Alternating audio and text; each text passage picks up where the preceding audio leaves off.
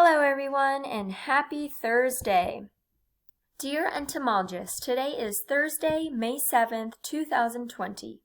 Now that we have learned about insect physical adaptations and insect behaviors, we will start learning about the life cycle of an insect. Insects either go through 3 stages of a life cycle or 4 stages of a life cycle. Let's take a look at the different stages. Have a wonderful day. Love, Miss Kemmerling. So what I want to do is I want to show you the different insect life stages. So as I said in the morning message, insects can either have 3 stages in their life cycle or they can have 4 stages in their life cycle. So let's take a look at the 3 stages first.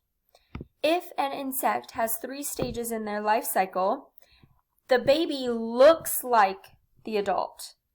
Okay? So as you can see here, it goes from egg to nymph, which is like a baby. And if you look, that nymph looks like the adult, right? Insects that have 3 stages are crickets, grasshoppers, cockroaches, and there are others, but I just wanted to name a few. Now let's look at the 4 stages. If an insect has 4 stages in their life cycle, the baby does not look like the adult. So let's look at this life cycle of a ladybug. Here's the eggs, and then the larva.